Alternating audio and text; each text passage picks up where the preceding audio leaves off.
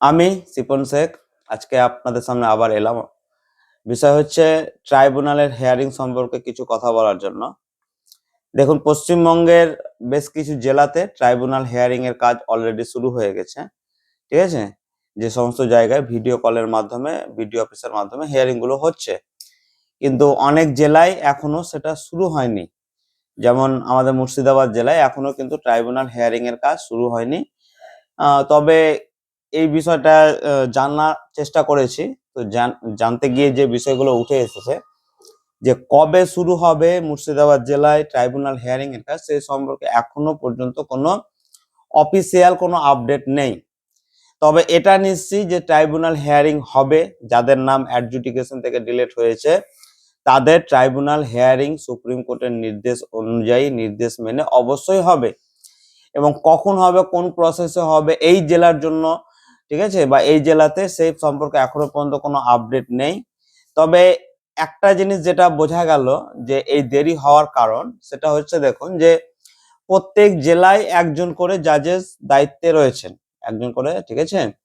তো এখানে যেহেতু সংখ্যাটা 4 লক্ষ বা তার বেশি সংখ্যক রয়েছে, সেহেতু এখানে ধরুন গড় মানে প্রতিদিন যার এই সংখ্যাগুলোর মধ্যে, যেমন ধরেন অনেকের ডকুমেন্টস আপলোড অলরেডি হয়ে আছে, তো তাদের ক্ষেত্রে, সেই সমস্ত ভোটারদের ক্ষেত্রে যাদের ডকুমেন্টস আপলোড হয়ে আছে, তাদের ক্ষেত্রে যেটা সম্ভাবনা রয়েছে যে সেই ডকুমেন্টস, আপলোডেড ডকুমেন্টস মানে অলরেডি যেটা হিয়ারিং এর সময় অনলাইন পোর্টালে আপলোড হয়েছিল, সেই আপলোডেড ডকুমেন্টস দেখেই কিন্তু তাদের সিদ্ধান্ত নেওয়া হচ্ছে। ঠিক আছে, যে কারণে হয়তো দেরিটা হচ্ছে। ঠিক আছে, তো তাদের সেই আপলোড যে ডকুমেন্টস গুলো হয়েছে বা হয়ে আছে, সেই ডকুমেন্টস গুলো দেখে সিদ্ধান্ত নেওয়া হচ্ছে বা হতে পারে।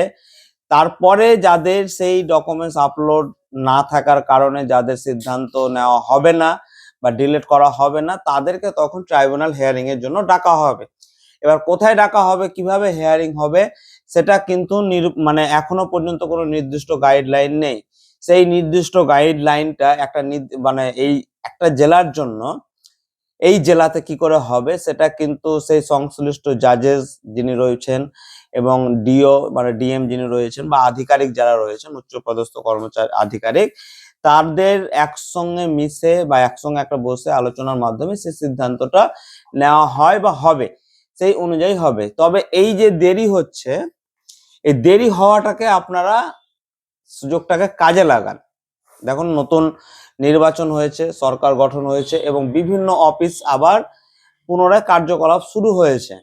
ঠিক আছে, এই কার্যকলাপ বা বিভিন্ন অফিসের কাজকর্ম শুরু হয়েছে।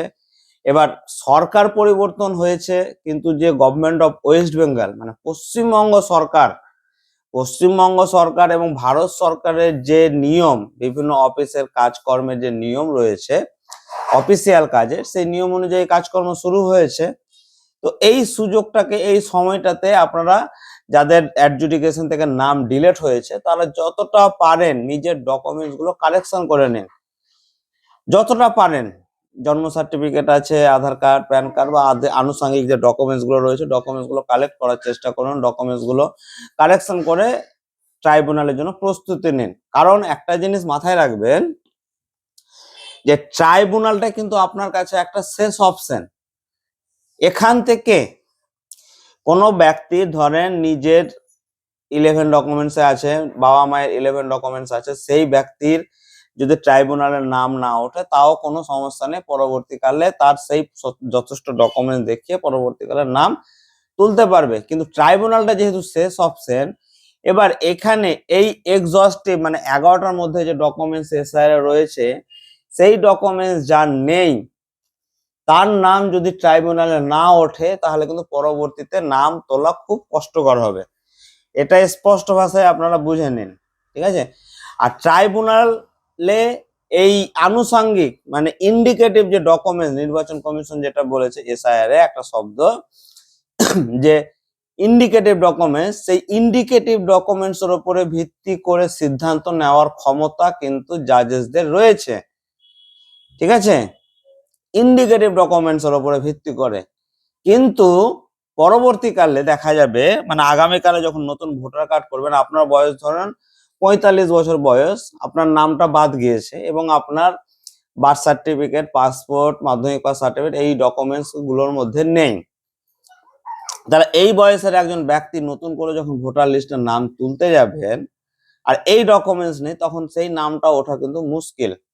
সেহেতু ট্রাইব্যুনালে যাদের হেয়ারিং হচ্ছে বা হবে, চেষ্টা করুন ম্যাক্সিমাম ইন্ডিকেটিভ ডকুমেন্টস, যদি আপনার 11টা ডকুমেন্টস এর মধ্যে নিজের থাকে, বাবা মায়ের থাকে, তাহলে তো কোনো ব্যাপারই নেই, কিন্তু যদি না থাকে তাহলে maximum indicative documents, PAN card, Aadhaar card, ration card, digital ration card, কাগজে লেখা রেশন কার্ড, তারপরে জমির পাট্টা, ঠিক আছে, তারপরে স্কুল সার্টিফিকেট, এরকম আনুষাঙ্গিক যে কাগজগুলো, ইন্ডিকেটিভ কাগজ, সাপোর্টিং ডকুমেন্টস, এগুলো মানে ম্যাক্সিমাম কালেক্ট করার চেষ্টা করুন নিজের নামে, সেই প্রস্তুতিটা নিয়ে নিন, এটাকে সময়টাকে কাজে লাগিয়ে। ধন্যবাদ, পরবর্তীকালে আরো ভিডিও আসবে।